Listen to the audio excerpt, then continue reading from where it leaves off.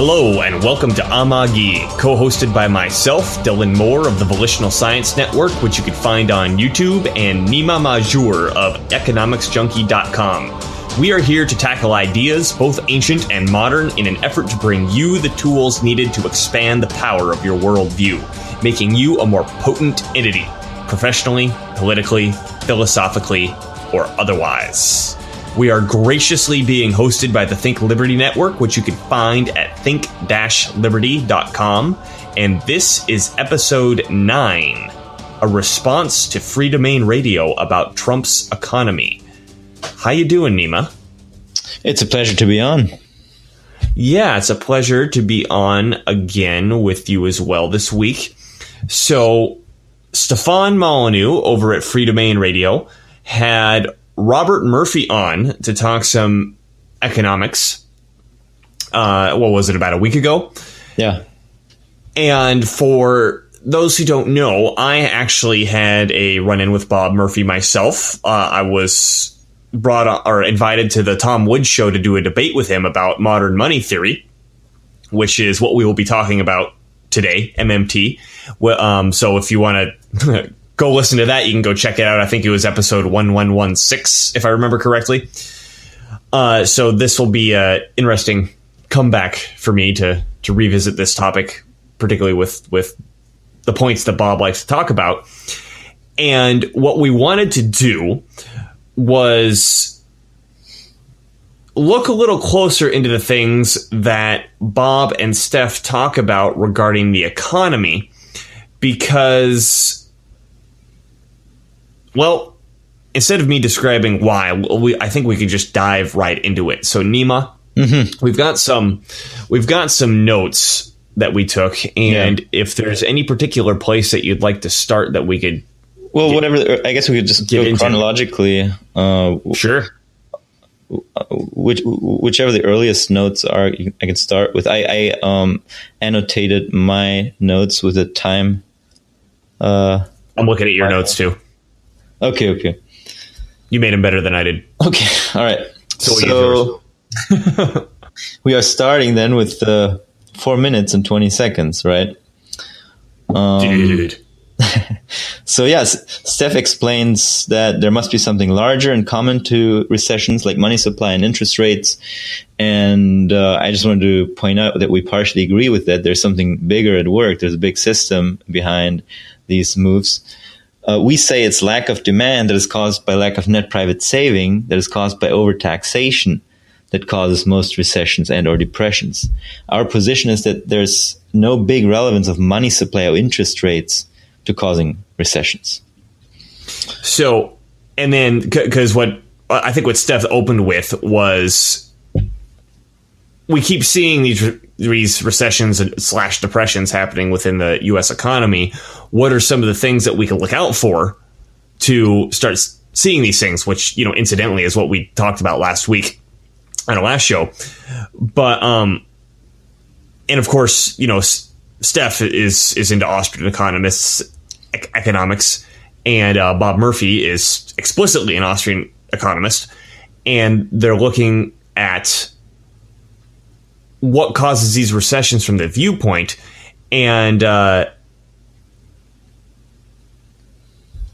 what exactly did Murphy claim that it was to be? That the interest rates are artificially suppressed by the Federal Reserve, right? Right. That starts 6 minutes into it. Murphy says that the interest rate is artificially suppressed by the Fed, and the banking system floods the market with credit.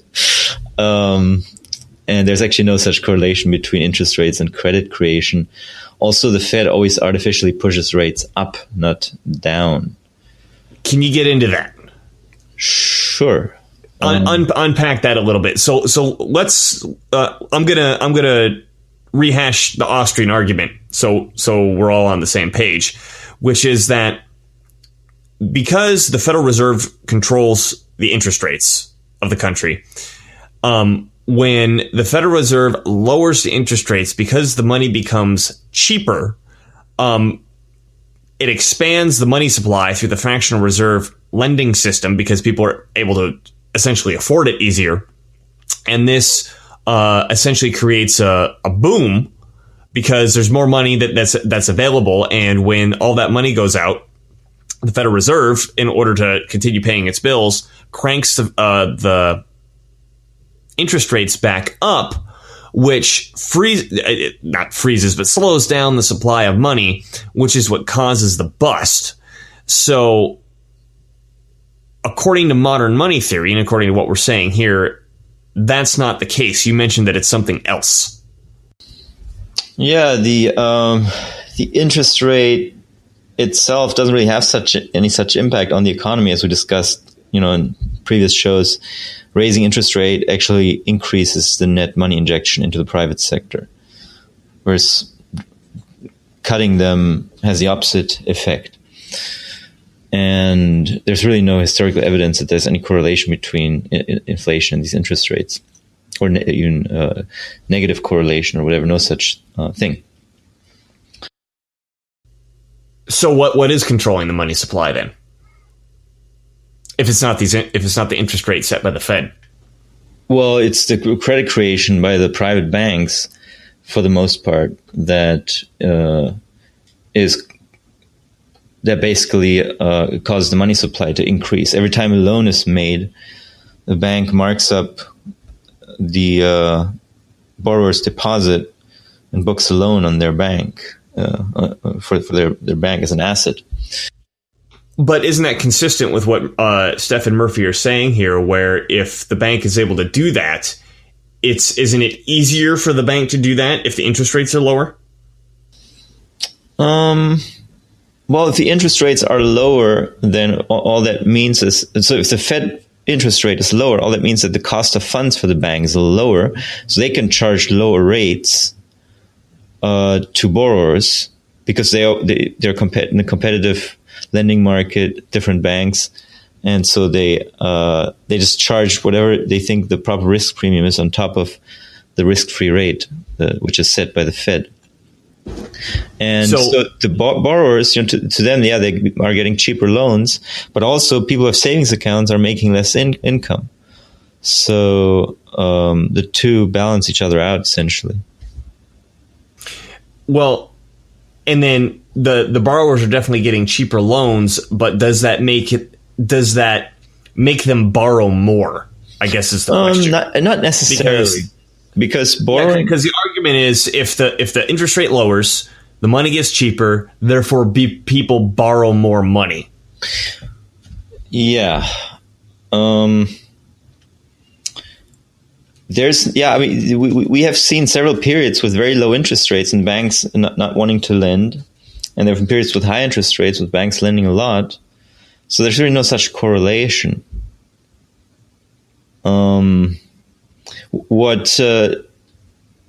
What's more relevant, I guess, is what's the income? Do we have economic growth? Do we have investment spending, etc. That determines whether banks will want to make loans or not. Corporate profit outlooks, stuff like that. And ultimately, whatever the Fed does, they don't control the premium that the banks charge on top of that. So the Fed rate is a basic component in the bank's pricing mechanism, of course.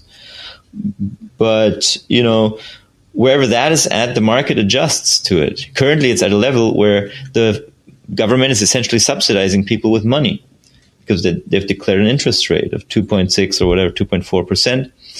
And if they didn't pay any such interest, or if they had a very low interest rate of 0.25%, then that would be the interest rate that you get on your savings accounts. And that would be the base risk-free rate that banks would apply when calculating the prices for their loans.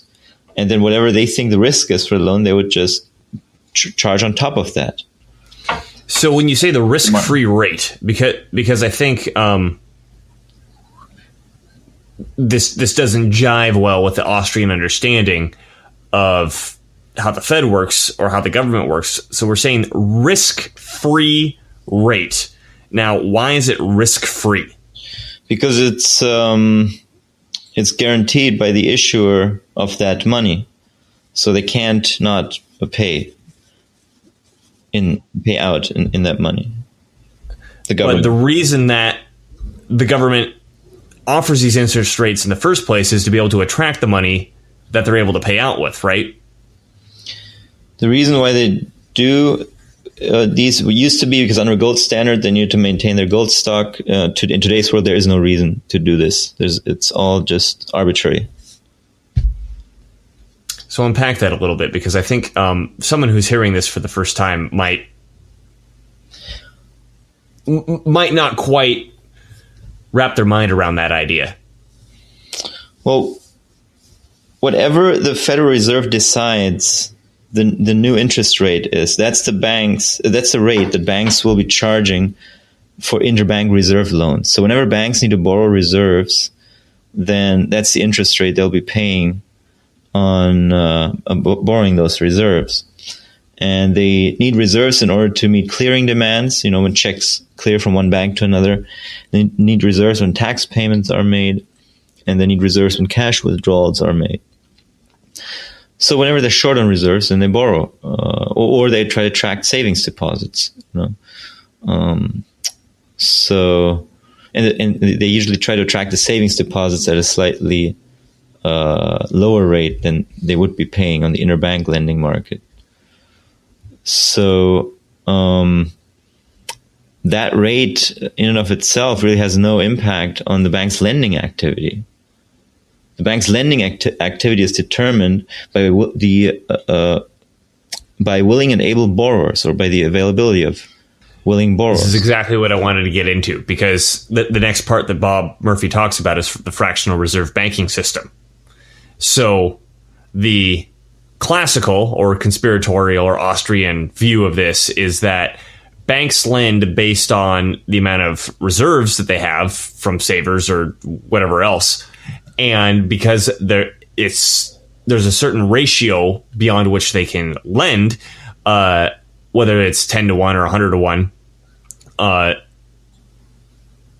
let's say it's 10 to 1. If a bank had $1,000, most people would think, okay, if I have to keep 10% of the money I have and I'm able to lend out the rest, that means I'm able to lend out $900. But according to the bank, if they have $1,000, that means they're able to lend out $9,000 because they still have $1,000 left over at the bank.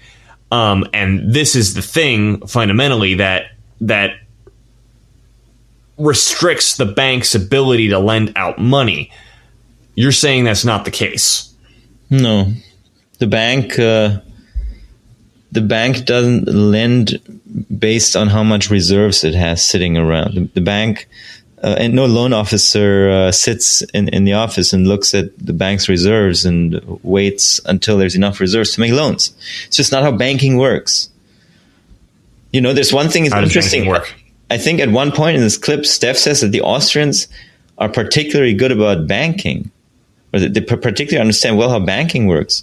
I caught that, yeah. But where are the bankers? Did you talk to somebody who owns a bank maybe to corroborate these things that you're saying? Or did you maybe talk to a high-level bank CEO or manager or something like that? Because they would all tell you that that's not how banking works.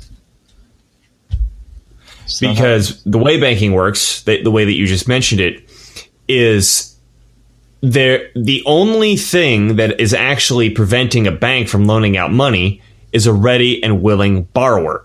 It's not that they have some ratio of reserves or whatever that they need to have before they make that loan. They just find the borrower, make the loan, that creates the money out of nothing.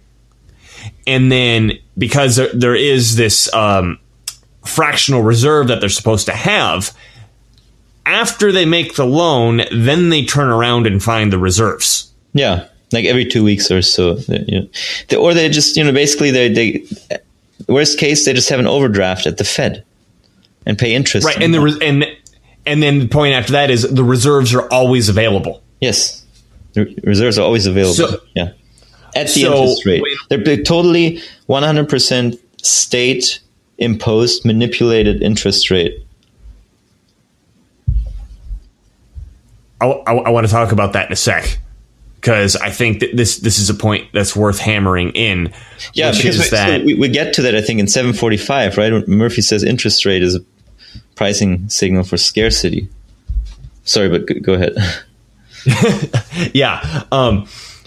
That I think this is a super, super duper important point, because the argument about the money supply, if the money supply is the thing, let's just go with the Austrians and say, okay, the money supply is the thing which is causing the boom or the bust, or causing this business cycle. Even if that's the case, this fractional reserve banking idea doesn't explain what's actually going on to control the money supply. The money supply is controlled, at least from the private banking system, by willing and able borrowers. And I think another way to say that is also underwriting standards, because part of the definition of an able borrower is if the underwriter gives you a thumbs up or a thumbs down.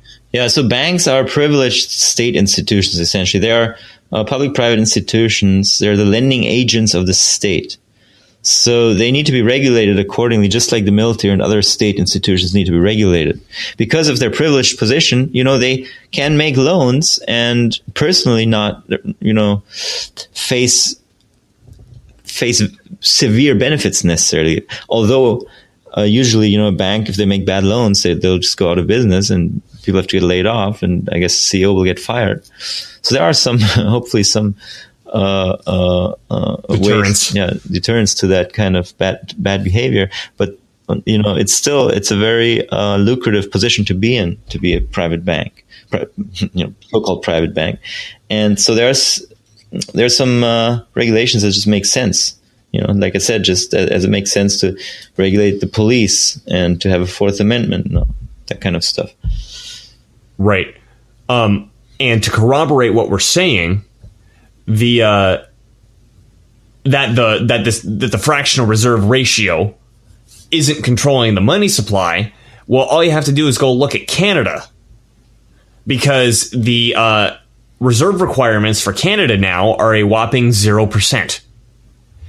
If the fractional reserve banking system was the limiting factor for the money supply in the economy, then Canada should have undergone hyperinflation, a couple minutes essentially after the 0% reserve requirement was put into place. A reserve requirement is really just basically like a tax on the banks. It's all it is. It's nothing more, nothing spectacular other than that.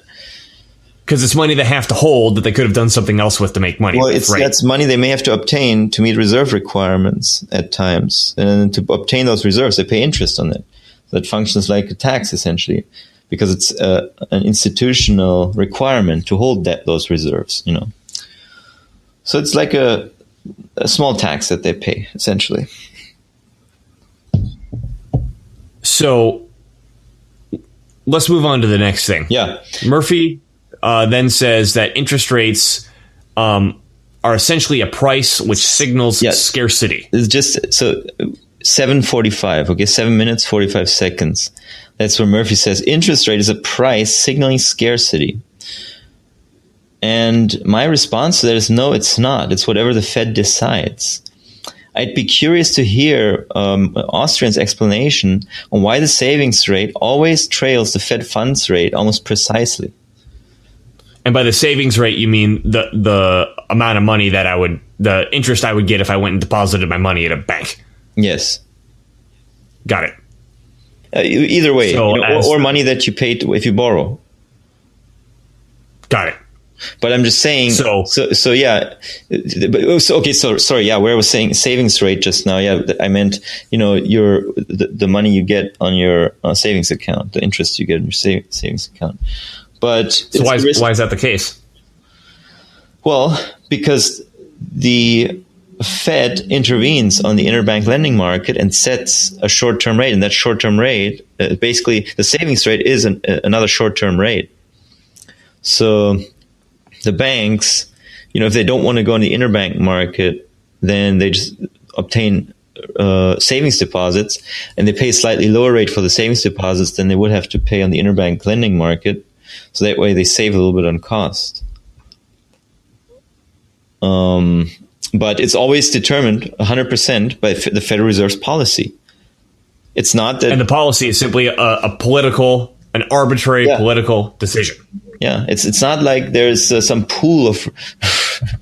We'll get into that, I hope, but there's not some pool... Yeah, get into it now. Well, there's at some point, I think Steph talks about the bank needs to accumulate a pool of savings before they can loan it out. But I think we'll get to that. Oh, yeah. Yeah, I remember that now, too. Yeah. But my point here is just interest rates. It has nothing to do with a matching of the supply and demand of savings and credit on some market. It's imaginary. The interest rate just always exactly trails the Federal Reserve's policy rate. So, well, and I think this thinking comes from the idea that we're treating money like it's a commodity. Exactly. It all goes back to the barter theory of money. It always goes back to the barter theory of money. which I think is what we talked about on show number 1, isn't it? We really hit hard on the barter theory of money.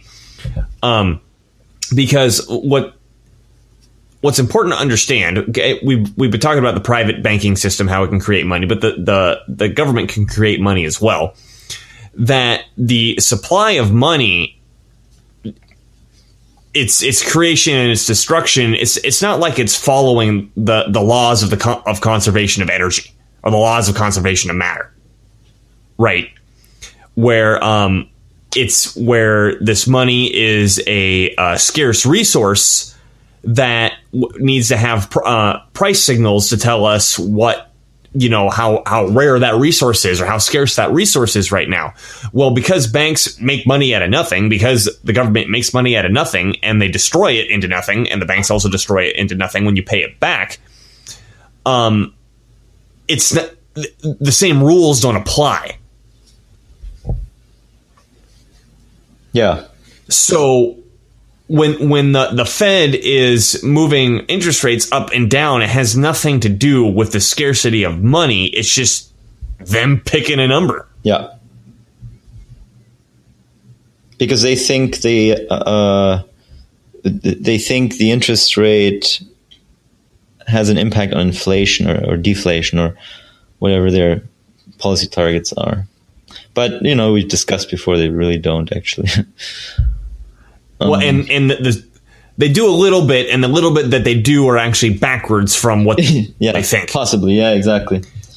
Yeah, possibly. I'll recap it really quick just to satisfy anybody's curiosity. So the common understanding is that when the interest rates are low, people have easy access to money, and so the pool of money increases. And when the interest rates are high, the money's more expensive, and so it's harder to get more money from the private banking system, so the pool of money decreases. Well, as we just went over, that's not the mechanism which is controlling the pool of money. The mechanism controlling the pool of money is a ready and able borrower that meets underwriting standards. What's actually happening... Also government deficit spending, by the way, we didn't mention that. And current account surplus also. Yeah, we haven't gotten into that one yet. We'll definitely have to. But the interest rate, particularly the Fed interest rate, is the interest that the government is paying on bonds. And the government pays those bonds out of nothing. They're simply marking numbers up in an account. There's this great myth that the government is taxing and borrowing in order to be able to spend. But that it's simply a syllogistic fallacy. I guess that's it's just a fallacy. Just to correct you there, the Fed interest rate is not the interest rate paid on all bonds. It's the interest rate paid on the shortest term bonds at any given time. If bonds are issued around now, they're going to reflect whatever the Fed policy rate is right now. However, the longer you go, the more it also involves speculation by investors as to how these individual short-term interest rate decisions are going to pan out down the road, as we also discussed in our last podcast. Yeah. Yes, thank you. So the short-term bonds. The interest rate determines what the government is paying on these short-term bonds. And there's this myth that the government needs to tax and to borrow in order to spend, but it's simply it doesn't make logical sense that the entity which has the monopoly issuing power over a currency could possibly need it to spend money. If I have the ability to infinitely create money, it doesn't make sense for me to have to borrow some from Nima in order to spend something. Yeah. Go ahead. Did you want to? These so-called bonds are just basically like certificates of deposit free money at a bank. Yeah, they're just the government selling you a certificate of deposit at a certain interest rate, and it's risk-free because the government can create and issue the money. So you eliminate any risk, and the government basically provides a risk-free income to people who want to put aside their money. Right, and it's not like they're if you buy a bond from me, the government, and the day comes that I have to make good on that bond and pay you back, I don't have to run over and tax or run over and sell another bond in order to pay you off. All the government does is just mark a number up on your bank account. Yeah, it doesn't come from anywhere. That's literally how it works. The bank removes the bond from your bank securities account, marks up your bank's reserves, and that's it. And it's a little weird to think about, and the way to simplify it is it's analogous to a savings and checking account. Reserves are similar to your savings account. Reserves are similar to your checking account, and bonds are similar to your savings account. They simply have different interest rates. And what's happening, if you go from bonds to reserves or reserves to bonds, you're just transferring money from savings account to checking account or vice versa. Yeah. That's it. Yeah. That's it. So reserves are basically what a bank holds in its checking account at the Fed, basically.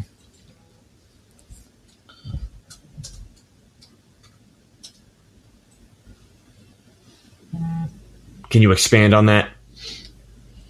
Reserves are the what the bank has in their checking account at the Fed? Well, yeah. So every bank basically has a bank account at the Federal Reserve, and in that bank account, they hold reserves, and the public doesn't have access to that banking system. It's just a system between the banks and the Fed. So for the banks, holding money in reserves is like for you and me holding a checking account at a bank. And for the banks to hold bonds is like for you and me to hold a certificate of deposit at a bank. However, of course, the public is also able to purchase government bonds, you know. Mm-hmm. And then when you said before that it's essentially free money for people who already have money, if you think about it this way, let's say you're sitting on a ton of money, you got $1 million that's sitting in a savings account. Well, if you're going to earn 0% in the savings account versus 2% on a government bond, well, you might as well buy government bonds and earn your 2%. So this is what the banks do as well, is if they got extra money, and particularly if it's outside of their, reserve requirements, they'll just stick it in bonds. Yes. Because they might as well make that extra money. And this is that risk-free rate that you were talking about. Yeah. And this is why the interest rates always seem to follow the private banking interest rates always seem to follow the federal interest rate, is because let's say what did the interest rates just go up to 2.5 or 2.25? What are we at?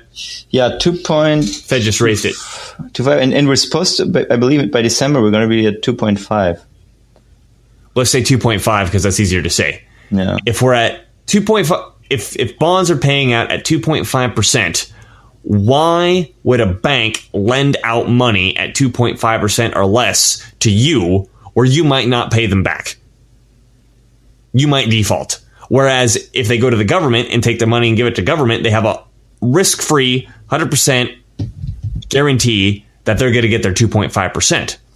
So when they loan anybody money, it's going to be whatever that risk-free rate is plus the risk of you, whatever your credit and income and ability to pay that back is. It's going to be that risk-free rate plus that rate. And similarly, if we have a deposit at a bank, because they can make more money on this risk-free rate, and also on the money that they're loaning out, because the risk-free rate is higher, as I just explained, they're able to pay you more money in your savings account because of it. I got all that right, Nima? Well, yeah, they have to pay more because all the banks are going to be trying to attract savings, so they have to be competitive. And yeah, the treasury bill is, of course, always sort of a cap on, or sort of a floor. Makes the private banks compete for savings because people could also just put their money in a treasury bill. Right. That's a good point. Where if a treasury bill is going to give me 2.5%, why would I deposit it into a bank that's going to give me 1%? Yeah.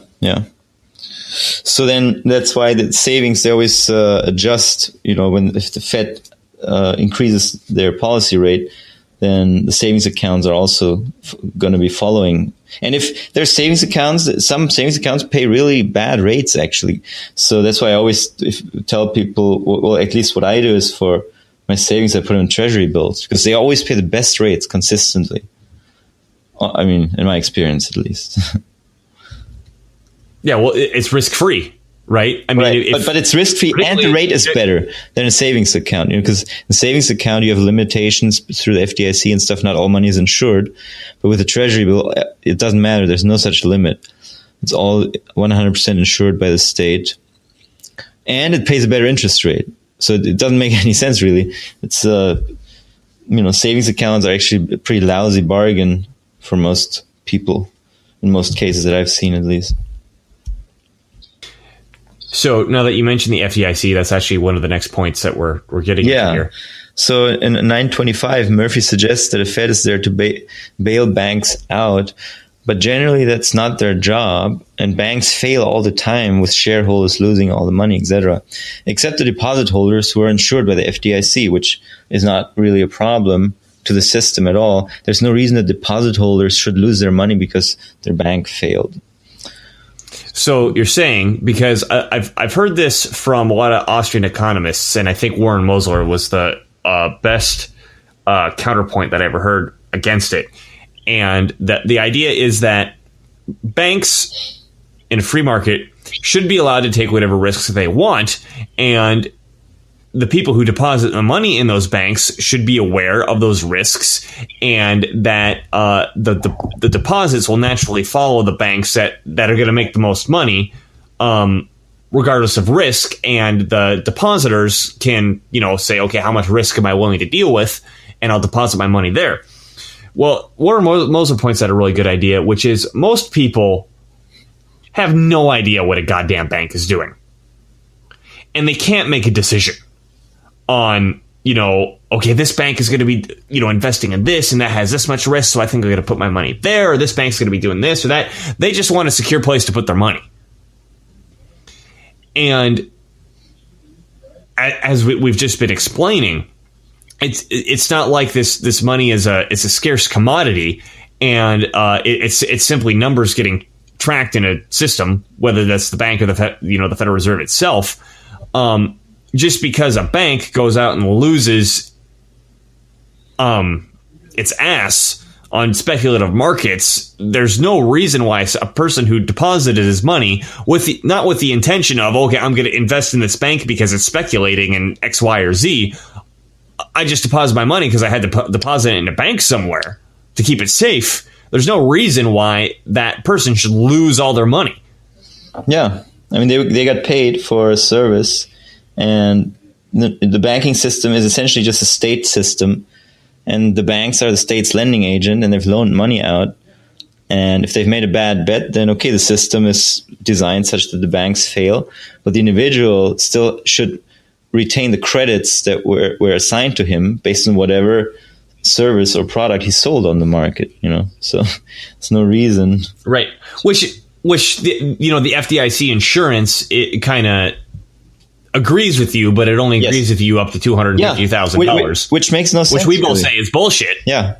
The FDIC could just as well insure all deposits, and it would not make a huge difference. Wouldn't be a big problem. But this way, the only thing is that people will just resort to or escape to Treasury securities, because there you right. You just bypass the whole thing. Yeah, for amounts beyond that, you don't have to worry about any such risk. Now, I've heard this argument before, and particularly it was from Steph in videos past in the 3,000 or whatever he's done. Is that FDIC insurance is another government subsidy, which creates a kink in the free market system, which is that because banks know that their depositors have their funds guaranteed up to $250,000, they're less careful with their speculation because they know that the money is subsidized. Yes, and that in a free market, this wouldn't be the case. Now, did you want to start? Well, there may be some truth to that. That's why banking has to be heavily regulated. There's always an element of moral hazard in the banking system for these types of reasons. Well, the point that I wanted to make is, yes, this FDIC is somewhat of a government subsidy and is an intrusion from the government, but the bank itself is an intrusion from the government. The whole thing is a government system.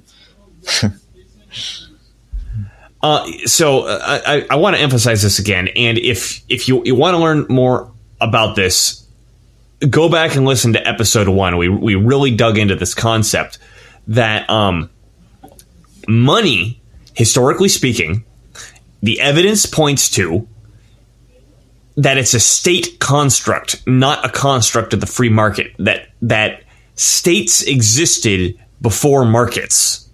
I know this is anathema to Austrian and libertarian thinking, and I don't like it either. Even money existed before markets.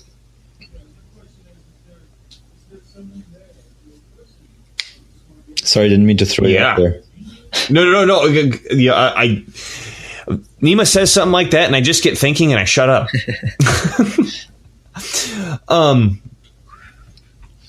What I wanted to get at is that it's not like everybody was using money, and then the state came along and screwed everything up.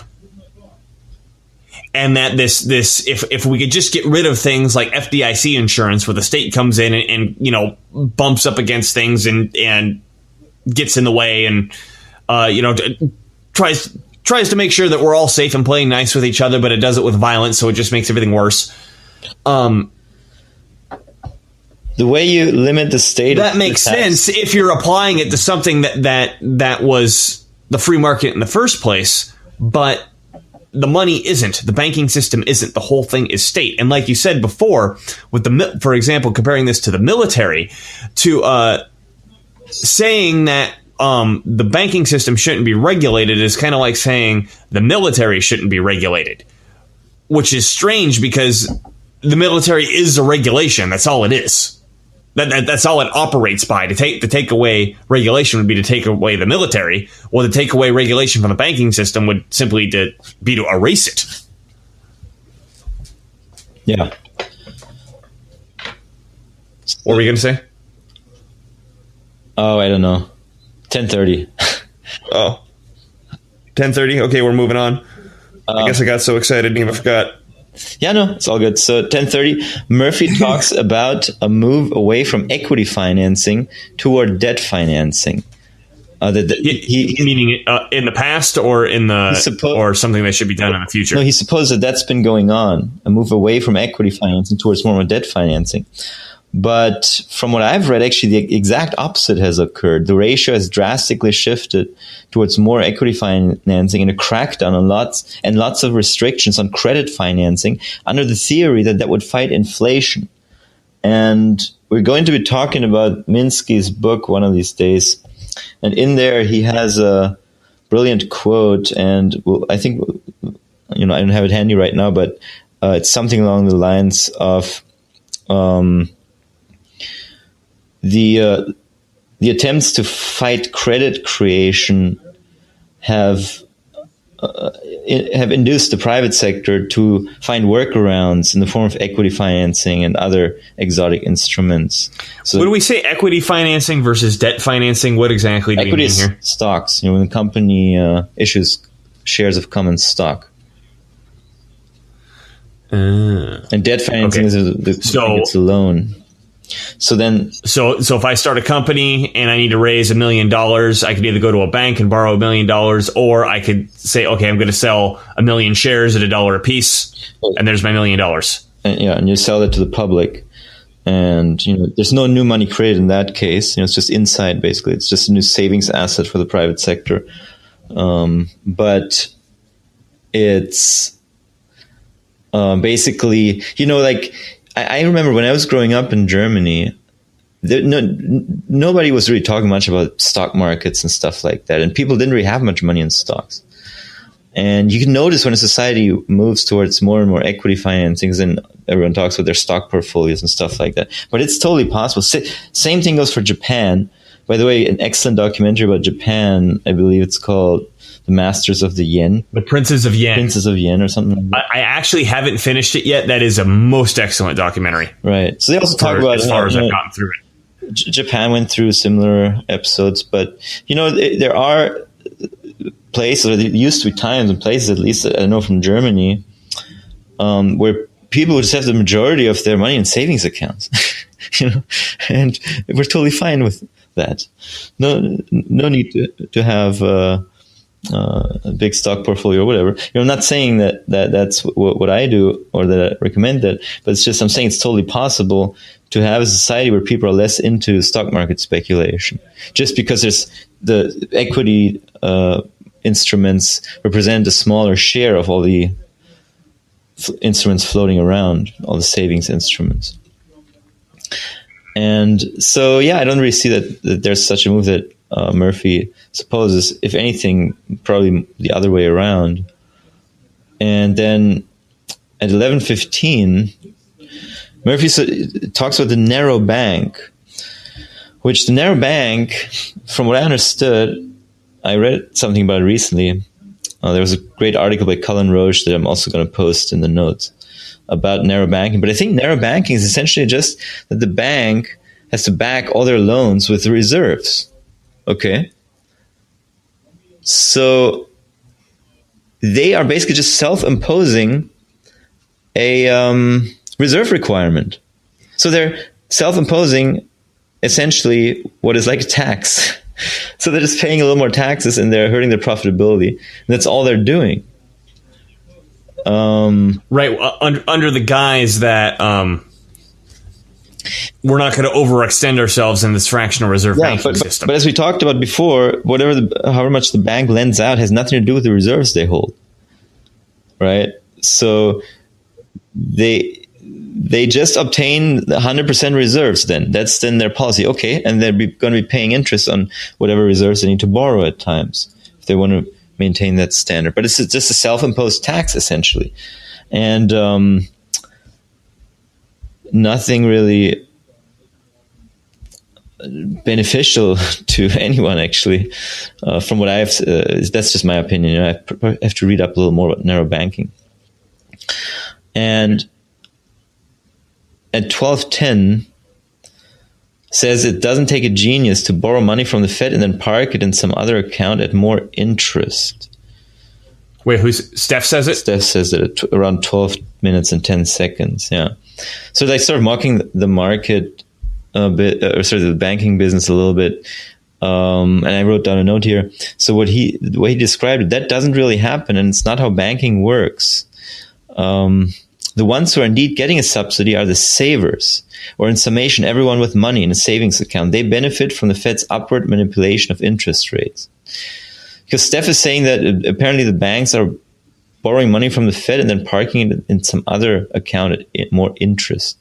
it's not really how it works. If you borrow money from the Fed, you're going to be paying a higher interest rate than.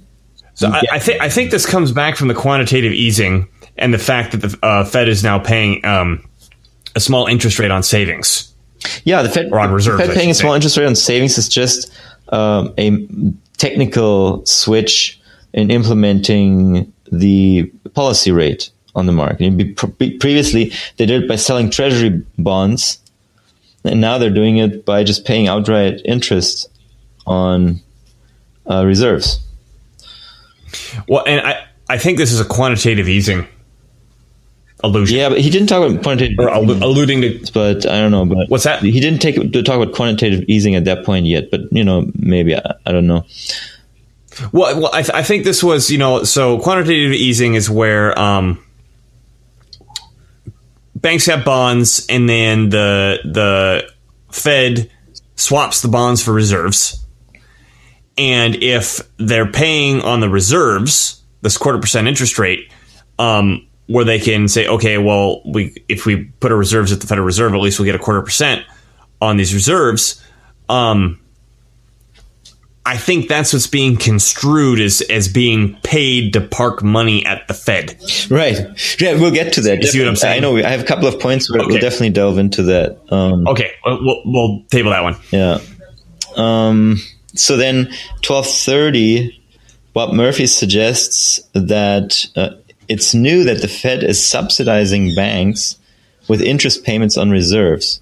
But the Fed has always subsidized the banking system by manipulating rates upwards. Previously, it was through selling treasury bills to manipulate the interbank lending rate. Now it's through paying interest outright on reserves. Okay, that's actually exactly what we just talked about, I guess. The two aren't fundamentally different in their economic impact. They're just different technical methods of achieving the same thing. Then at 1248, Bob Murphy suggests paying interest on reserves makes banks keep their reserves at the Fed instead of lending them out. But which doesn't make any sense because that's not what happens, as we've just talked about many times. Yeah, the banks don't lend out reserves into the private sector. They can't lend out reserves to consumers or to businesses because that's not how banking works. Reserves are the bank's money, not the customer's money. The consumer's money is bank accounts and cash. Banks create bank account money when they make loans by marking up bank accounts. They don't need reserves to do this. They obtain the reserves later as needed to meet clearing demand and institutional reserve requirements, which are nothing but a tax on the banks. And I want to emphasize this again, sorry to interrupt you, is that when we say marking up bank accounts, we literally mean that. Like there's no wads of cash moving around anywhere. It's all accounting in a ledger. That's obviously now it's electronic. It's simply rewriting a number in an account. That's it. Yes. And I interrupted your train of thought. Well, so just concluding here that there's no such correlation between whatever banks have to maintain in reserves that has any impact on their lending behavior. And there's no such thing as lending reserves out to consumers or whatever. In 1340, Steph explains how low-income families were pushed into housing through lending mandates, which we agree with, I'd say, Dylan and I think. Yeah, and I think this goes back to the ready and able borrowers. They weren't able. If the government comes out and says, okay, you need to lend to more of these people, well, you're just changing the definition of able. Yeah. In the ready and able borrowers, right? Now more people are becoming able because you just set the standards lower. Yeah. And in general, lending standards were very poor. Another thing that we also pointed out already. So that may well have contributed to excessive lending. And also, our biggest red flag, net private savings began declining due to a rising current account deficit and taxes were too high. Progressive taxation systems always move toward balanced budget and economic expansion, which has been the cause of every depression in this country since 1776. Now, that was some compact stuff right there, Nima. Yeah. I don't think we have time today to unpack all of that, But I think we should talk about net private saving and deficit a little bit. Yeah. But again, please check out our previous episodes. We go over this in detail, why this is the case, that net private saving is so important, and what the role of government deficits have in that net private saving, and why that's the most important thing to look out for when it comes to recessions and depressions. Yeah, in short, when you see net private saving going very low or declining, then the private sector goes in a lot of bank debt usually, and then that leads to unsustainable booms and then ensuing busts. So instead of the interest rate. Yes. Right. Because that was the one of the premises of this whole conversation that Bob and Steph are having, is that, it's by watching the interest rates by the Federal Reserve, we can get an idea of these booms and busts. We're saying, no, you need to watch the net private savings to get an idea of when these booms and busts are coming. Yes. And at 1530... go ahead. Well, no, I was going to keep harping on that, but we should move on. Okay.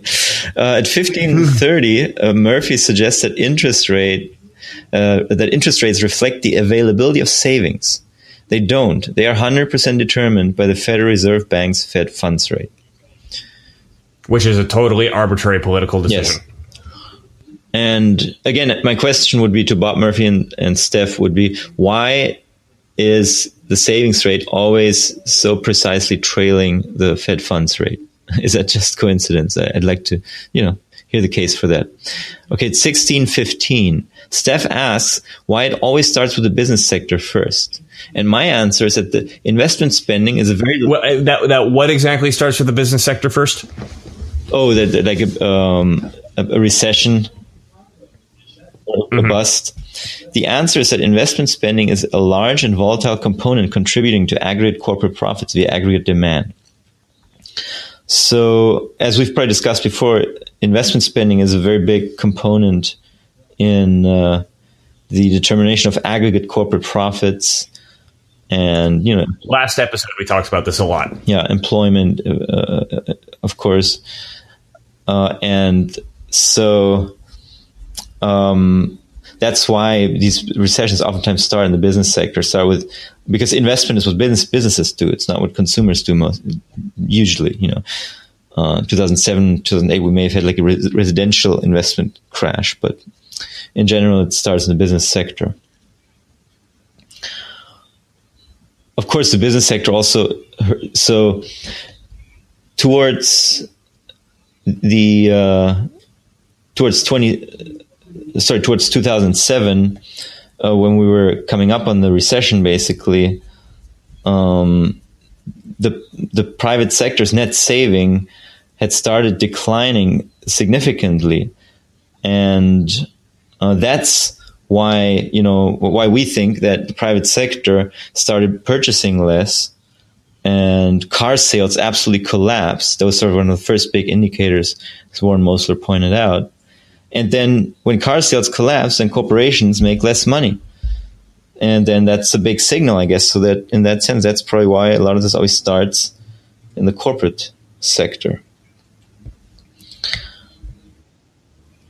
And, I just started at 1547, Murphy refers to the Austrian story a couple of times. And I just wanted to point out that I agree that it's a story. I agree with that terminology. Yeah, it's a cool story. Yeah. And in fact, I need to cool story, bro. I need to bring something up. This is something going back to the debate I had with Bob Murphy on the Tom Woods show, where I described, in quotes, the story of where money came from, which was the state theory of money, and specifically what we've learned from David Graeber's book, Debt, the First 5,000 Years, where he meticulously details the history of credit and money and states and markets and the relationships and the orders that they came into. And Bob's response to that was like, well, I could tell a different story. And I just want to say, Bob, my story had evidence to it. Yours is just a story. So Please continue. Yeah, okay. So then at 1649, Murphy explains how Austrians are skeptical of empirical studies. I just thought in that moment, so we're on a philosophy show right now.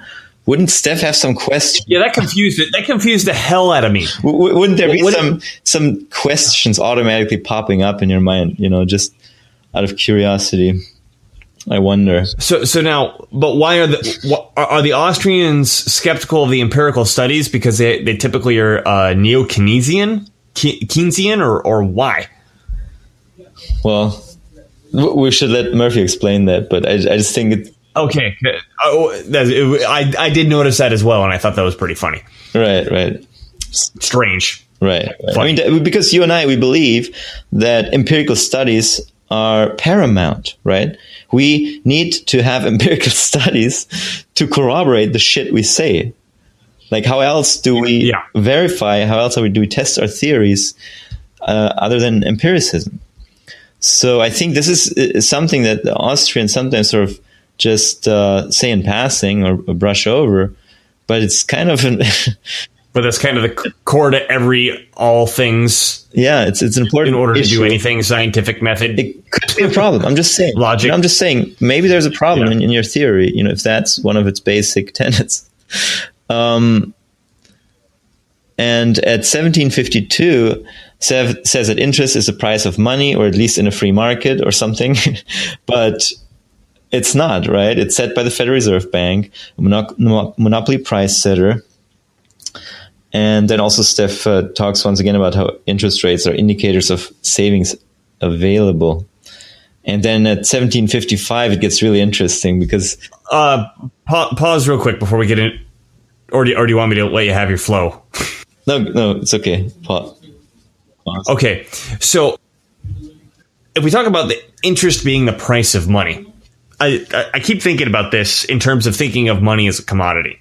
And in some sense, me and you and everybody listening to this, we kind of have to treat money like a commodity in our private lives, right? Particularly if we're working for a wage. If we're doing big business and we're just, generating money from banks all the time to do whatever we're doing, it's a different story. But in terms of, if we got a blue collar job and we're out making a certain number of dollars an hour for 40 years, in a certain sense, that money is a commodity. So if I were to do that for 40 years and I saved up some money and someone came to me and wanted a loan, would the interest rate that I want be the price of my money? I think in that case, it's yes. But even then, the interest rate that I'm going to come up with is certainly going to reflect the interest rates available by the Fed.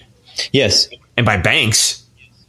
Yeah, you would charge, right? Unless you're I would charge a little more than a bank would charge. Unless you're a little incompetent, you would certainly charge more than you can get on a savings account, right?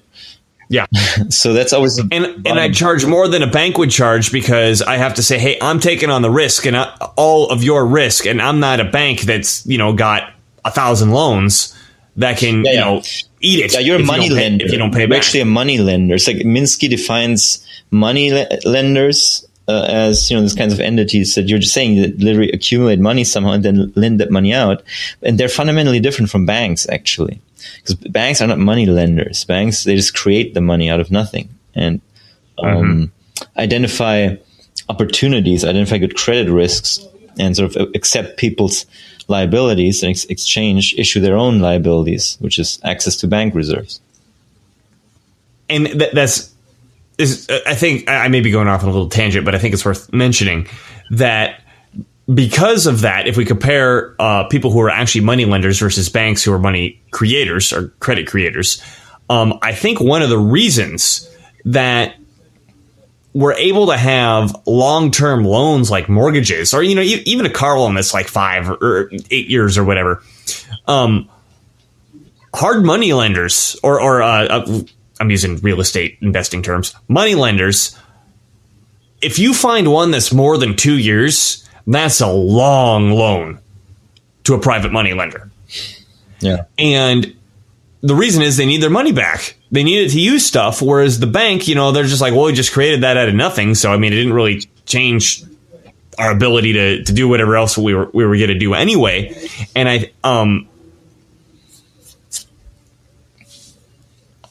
I think that's one of the reasons, at least, the way that we've designed our society, that banks are kind of necessary for what we're doing, because private capital can't make these long-term commitments the same way a bank can. Yeah, and there's people who are slowly starting to find that out the hard way, I think, also because I'm just thinking of a couple of crypto platforms that try to just be the lending institution in crypto and just attract investors and people who need money, so it's basically savers and borrowers.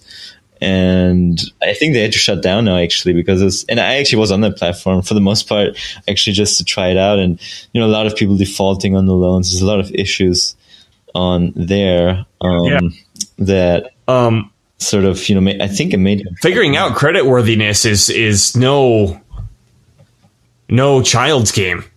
Yeah. And that's what the banks do. There's a reason why underwriters are underwriters. Yeah, they got to know their shit. So should we move on with Steph's statement? Yeah, let's move on. So in 1755, Steph says that if the banks accumulate a bunch of savings, then they have a bunch of money to lend out, and if there's a low interest rate, it's justified to be low.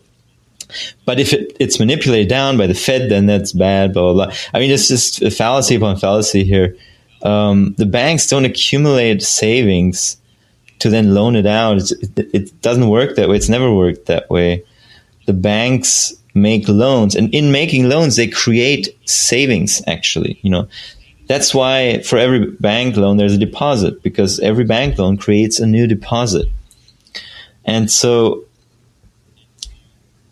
that's how banking actually works. And banks don't accumulate a bunch of money. There's no interest rate that then signals to entrepreneurs that there's a deferral of spending going on, that kind of stuff. And you know what we haven't mentioned yet?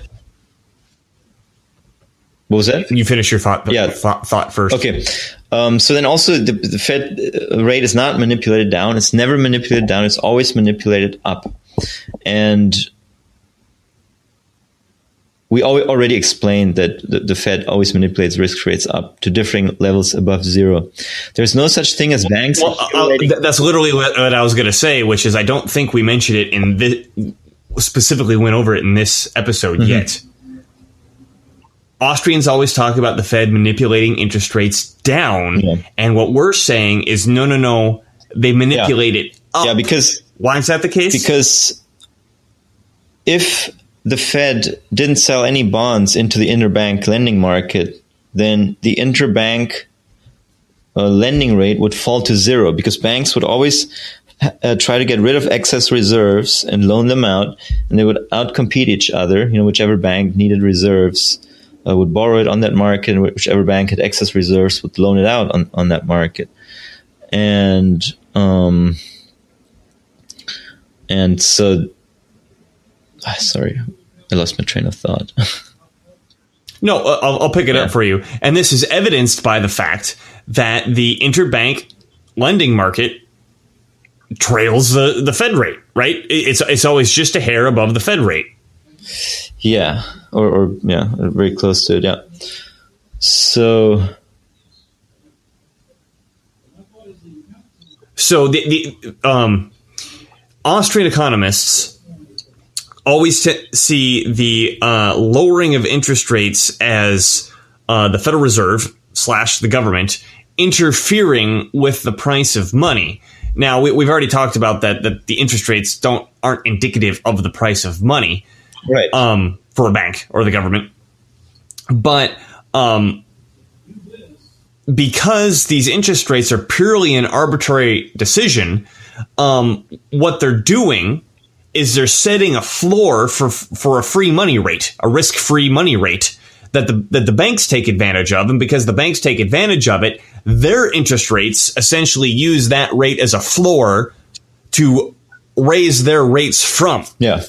So if we're going to call the Fed adjusting interest rates interference by the Fed, then the only way they can interfere is by pushing them up. Yeah. With an asterisk, unless they go negative, like it is in Japan, then yes, they're also interfering by pushing it negative. Anything from zero. Yeah. Because otherwise, in a market where they wouldn't do that, the risk-free rate would fall to zero, exactly. So the free market in interbank lending would produce a risk-free rate of 0%, or very close to it, 0.001 or 0.1 or whatever. And the only manipulation is always upwards. So then also, I already explained loans create savings. In fact, there would be almost no private savings without loans. Banks create deposits out of nowhere and then acquire whatever reserves needed for clearing demand plus institutionally required reserves. And then at 8:25, Steph says, businesses start building for a future that never comes. That's the cause, what happens in the Austrian business cycle. When the interest rates are low, which creates the easy to get money. Right. And the skewed time horizon. They get ready for this thing that's going to come, and then the interest rates rise, and then the money shrinks, and then they crash. Yeah. This is the business Actually, cycle. It's more like the future could have come, but it's prevented by overtaxation of the private sector. I mean, that's in essence your and my theory, just generally what MMT says, that the private sector is taxed too much in relation to what the public sector is spending or injecting into the private sector, in other words. And also sometimes additionally also due to current account deficits, of course. The evidence is that every time net private savings, in other words, the budget deficits plus the current account surplus, falls, a depression occurs. So we're saying that that's the cause of the drop in demand, but that could have been avoided by just taxing the people less. In other words, like Warren Mosler said, there's no crisis so deep that it can't be combated by a fiscal adjustment. And taxes are the easiest fiscal adjustment to look at. And we say this often, Nima and I, that most MMT discussion, resources, individuals that you're going to find are actually probably going to be more of the leftist persuasion. And when they say that when they look at this fiscal adjustment that needs to be made, they say, okay, we need to do that by spending more. And that is a way to do it. However, Nima and I are no fans of big government. And we figure, well, not only does it not increase the government to lower taxes, but it's done easier. If you're going to spend more, you've got to take the time to create some new bureaucratic crap hole. Whereas if you're going to lower the taxes, all you got to do is change a few numbers in the tax code. So it's the easiest thing to do. Yeah, no doubt. And 1935, Murphy says low interest rates set in motion long-term projects. And I don't really think there's necessarily evidence for this. So I don't think so. Yeah, either. I mean, I'm aware of this theory. It's called the Austrian business cycle theory. And the belief that interest rates are somehow an expression of time preference and of the availability of savings and stuff like that, and people's time preference. But once again, that's at odds with the fact that the savings rate always just trails the federal funds rate. That doesn't make any sense, So they would have to. I think they would have to respond to that dilemma in order to rescue their theory. Well, and I think it's worth going through this thought experiment. So if we're going to be a business that needs a loan, and let's say we're in a situation where situation A, we can get that loan at 4%. Situation B, we get that loan at 15%. Now, all things being equal, obviously, we want the 4% loan. It's simply going to be easier for us to set our business up to make that happen. However, the 15% loan doesn't mean that the business can't happen. It just needs to be set up in a way that the debt can be financed. Yeah. And I mean, and if the income is sufficient, or is enough, you're fine. Income is sufficient, which is a subset or a function of other factors, then it's totally possible to finance whatever the price of the debt or the interest rate is going to be. Yeah, and then an aspiring entrepreneur, they're going to figure out how to do it. Yeah. Right? It's like, it's possible. I'm Elon Musk. It's possible that, and I guess I can't do anything now because interest rates are 15%. It's possible that the government imposes austerity through budget surplus, etc. Then, they could actually be stifling progress. And because the incomes are too low, right, people would be investing less. But then the interest rate is secondary at that point. Exactly. I'm just saying, the interest rate is not an important factor in the cause of depressions or business cycles or whatever. So at 2050, Steph talks about how it would be great to have a more stable and predictable Fed policy.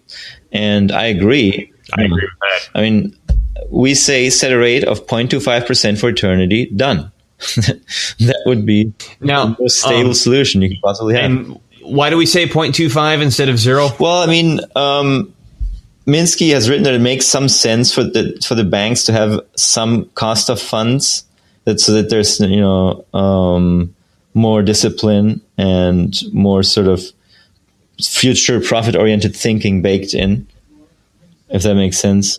Got it. It may be possible to just have it 0 too, but who knows? But it should be low and it should stay there, and we shouldn't care about it. Predictability is more important than anything. Yeah. And I don't want to get in it here, but it was I don't even remember what episode it was now. Was it the last one before, whatever? I should know it was the permanent portfolio episode. Nima specifically gets into the relationship of the expectations or the predictability or lack of predictability of the Fed policy rate and how that affects the stock market. Yeah.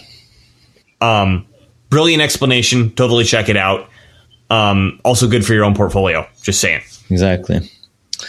Then at 25:45, Murphy again says paying interest on reserves discourages from lending. It doesn't. It just affects the interest rate banks charge each other for interbank reserve lending, essentially a tax on banks, but has nothing to do with loans made into the private sector. And then let's harp on that again. Yeah. Interest rates do not. Banks paying.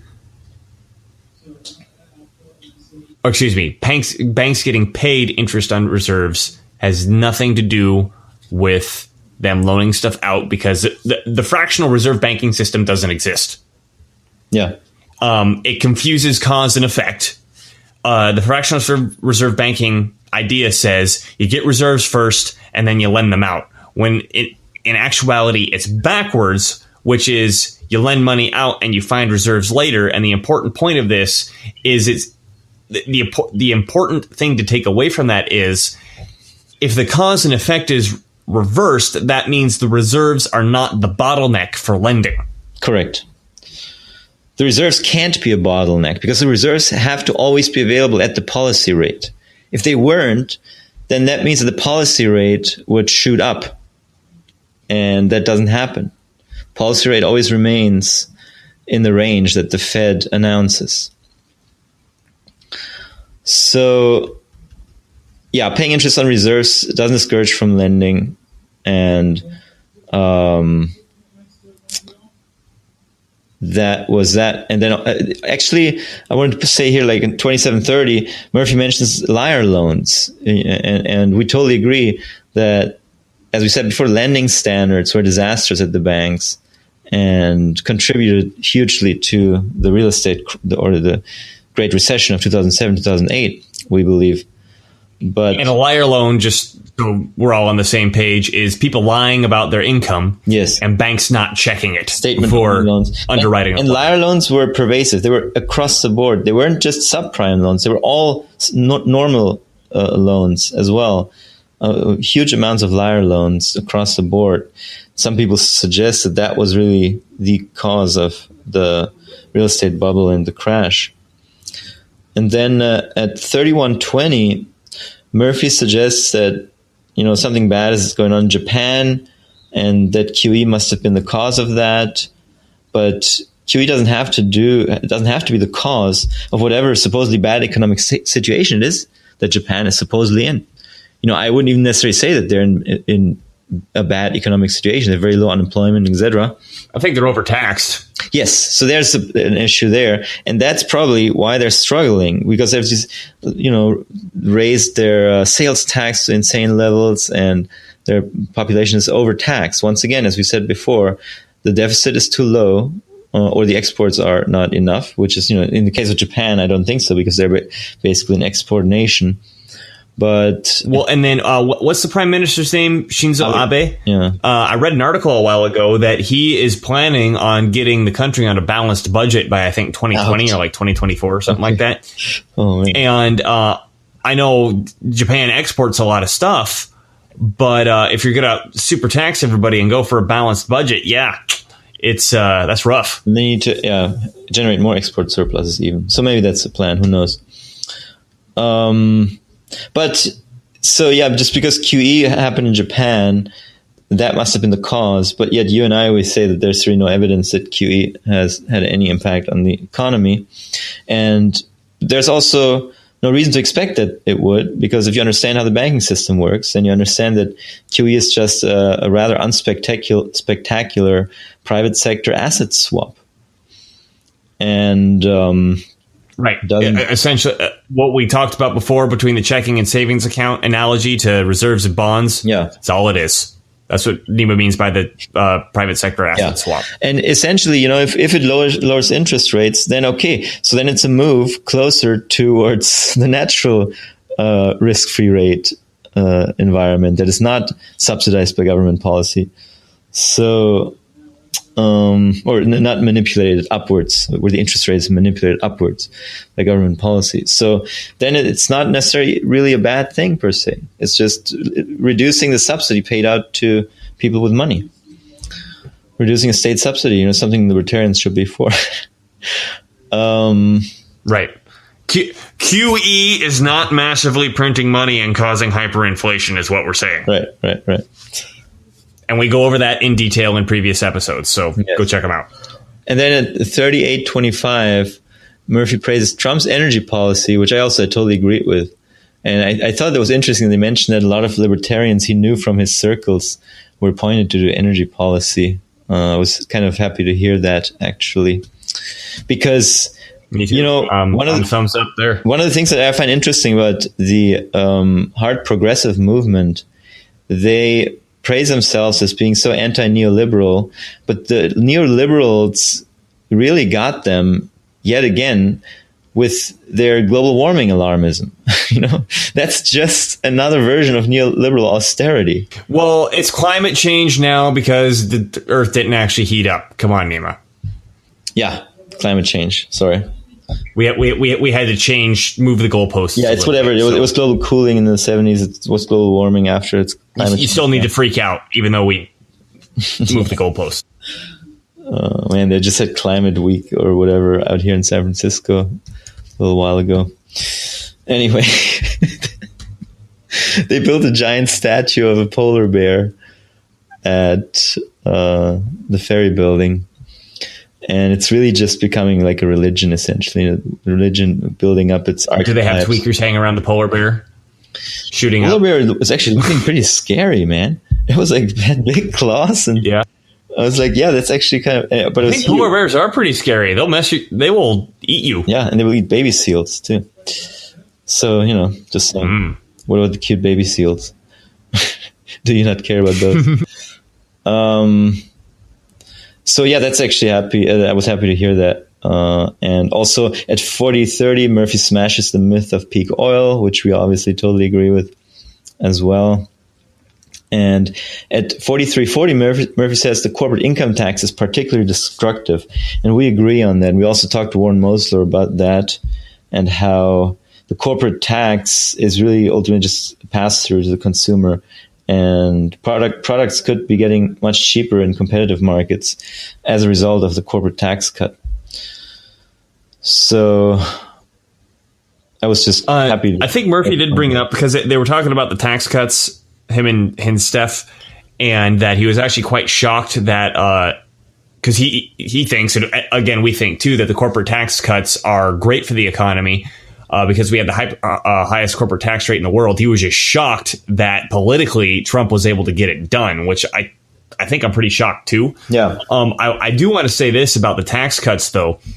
There's if you zoom out far enough and look at the tax code, there's really three different types of tax entities. There's the individual, there's a small business, and there's a big business, or these corporations. And corporations got this massive tax cut, which is great.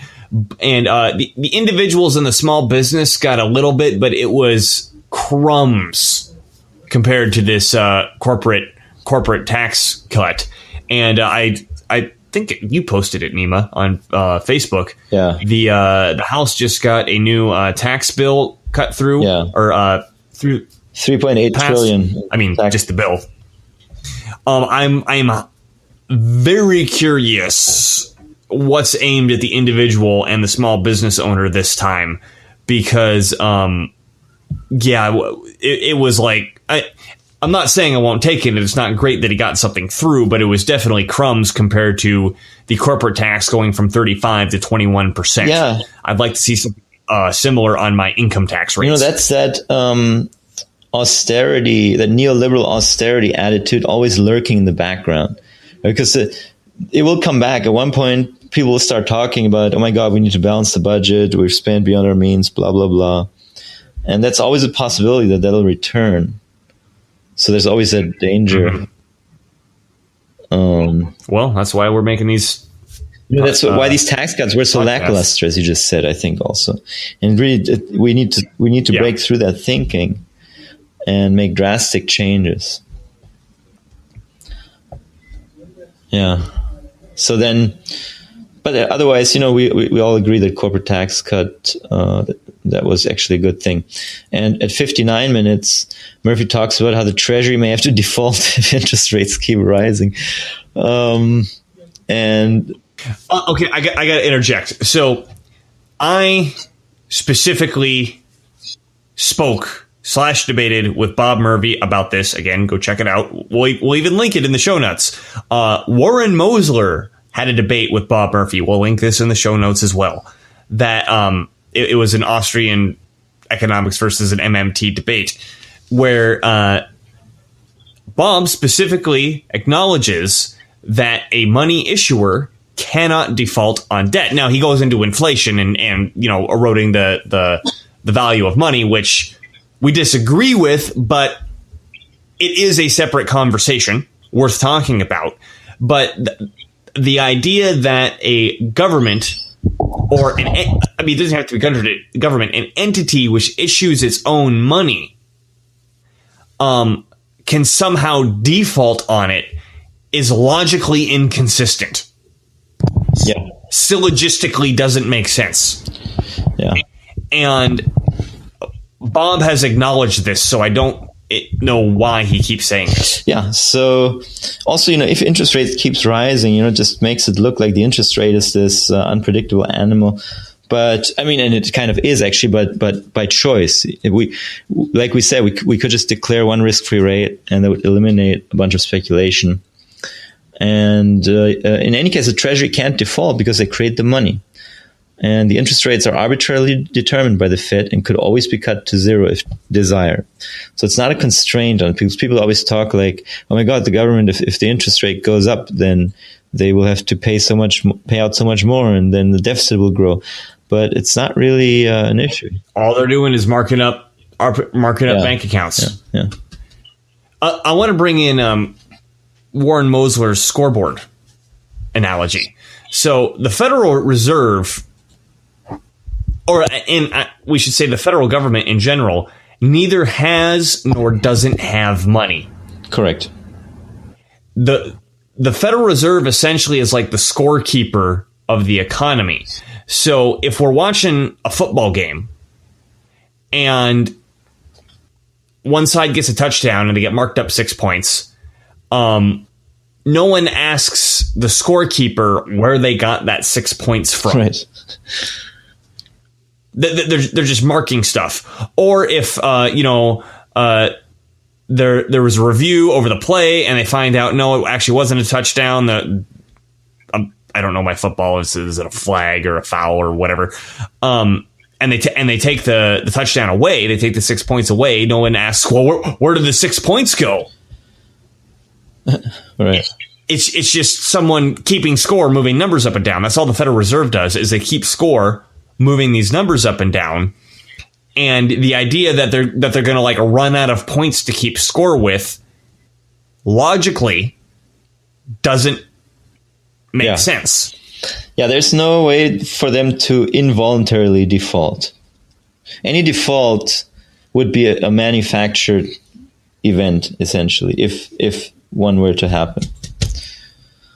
It would be by choice, where they would just say, oh my God, now we can't pay out anymore. And then, suddenly the treasuries wouldn't be so risk-free, wouldn't be considered to be so risk-free anymore.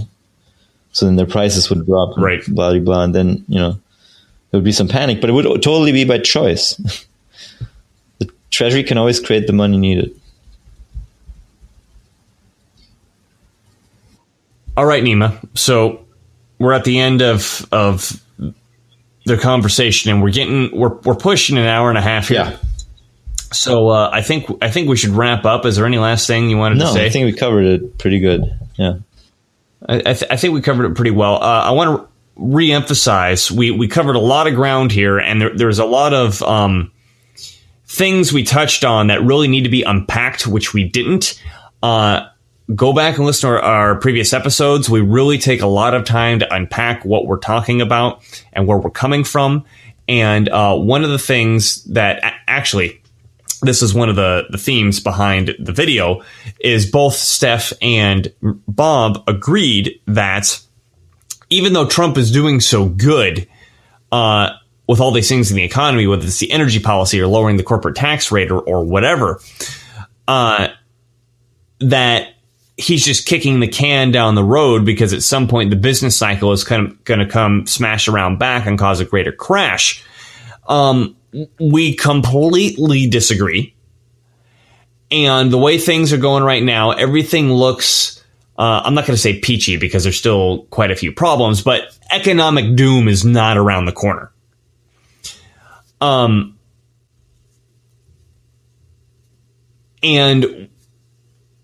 we would like to hear your comments and hear your questions. If you've got an issue with what we said, if you're curious, like I said, go back and listen to episodes, send us a question. We're happy to talk about this. And with that, this is Dylan Moore and Nima Majur of Amagi, and we'll see you guys next week.